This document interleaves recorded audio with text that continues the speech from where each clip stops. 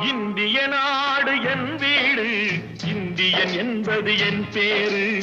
இந்திய நாடு என் வீடு, இந்தியன் என்பது என் பேரு. எல்லா மக்களும் என் உறவு, எல்லோர் மொழியும் என் பேச்சு. திசை தொடும் துருக்கரு என் தோழே. அல்ஹம்துலில்லாஹி ரப்பில் ஆலமீன் அர்-ரஹ்மானிர் ரஹீம். திசை தொடும் துருக்கரு என்